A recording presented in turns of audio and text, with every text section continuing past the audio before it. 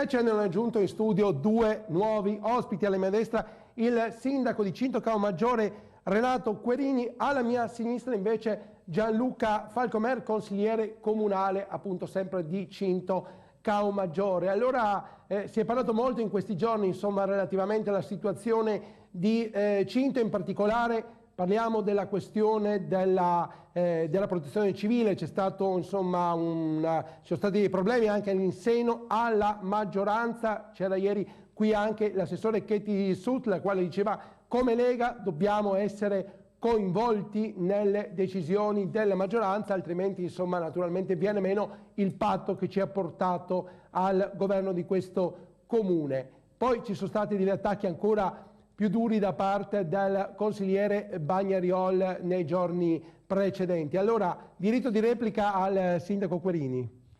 Replica, più che replica, un chiarimento. Allora, con la Lega ci siamo subito dopo accordati, ci siamo incontrati e abbiamo discusso un attimino quello che è successo. Io voglio ricordare che comunque in gruppo il discorso delle due convenzioni erano state portate. Che l'assessore non avevamo fatto un rapporto più diretto, questo è anche vero, anche perché quando è stata chiamata lei non aveva disponibile quel momento. Comunque la situazione è ritornata tranquillamente nella norma, per cui i problemi non ci sono. Problemi con Bagnariol ormai tutti quanti lo conoscono, sa come si comporta e sono tutte parole che secondo me sono tutte parole messe al vento. Però un giorno magari un confronto in diretta qui in questi studi lo potrete fare, dai, insomma. Potremmo anche fare un confronto in diretta, sarà da ridere.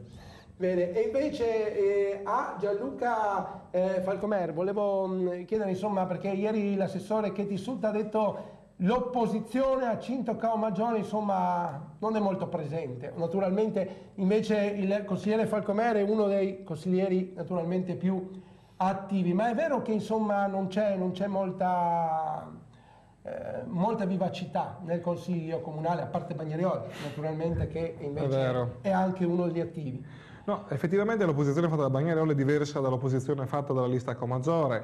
Da parte nostra il chiasso politichese non appartiene appunto al nostro patrimonio. Partecipare a un consiglio comunale di Cinto Caomaggiore è spesso imbarazzante, dove ci sono delle vere e proprie zuffe tra appunto la maggioranza e il consigliere Bagnariol. Da parte nostra, quando si necessita una posizione ferrea, non transigiamo. Nell'ultimo Consiglio Comunale siamo stati contrari a diversi atti, abbiamo manifestato la nostra contrarietà, mentre nei momenti in cui vi è la disponibilità ad accogliere le nostre obiezioni, le nostre riflessioni e vi è l'opportunità di modificare il provvedimento, da parte nostra vi è un appoggio al provvedimento stesso. Pertanto, se si intende fare un'opposizione tout court volta alla denigrazione dell'avversario, non è accettabile. Sulla questione specifica della protezione civile. Beh, io credo che sia in realtà grave che l'assessore competente alla protezione civile non venga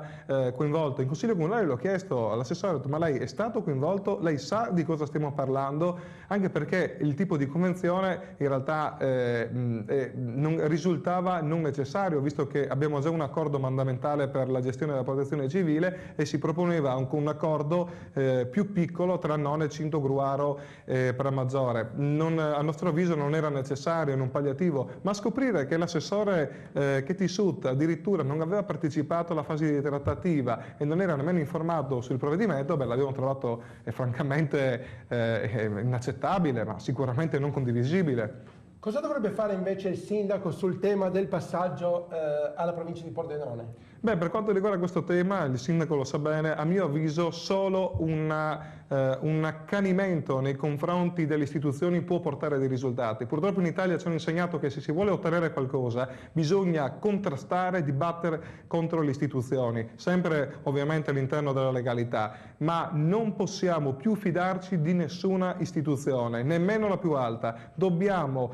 sistematicamente combattere, lottare, far pressioni. Io da consigliere faccio veramente l'impossibile e e dovrò fare sicuramente di più, ma non possiamo permettere di, adesso abbiamo addirittura una fase di transizione, bisognerà andare a votare, ma proprio in questa fase bisogna contattare, bisogna chiedere ai partiti, mettete per iscritto che ci fate, che portate avanti il passaggio. Grazie Falcomer. Invece sindaco, allora insomma perché non si accanisce nei confronti delle istituzioni appunto per ottenere questa che poi insomma è in definitiva la volontà espressa dai cittadini, quella del passaggio alla provincia di Pordenone?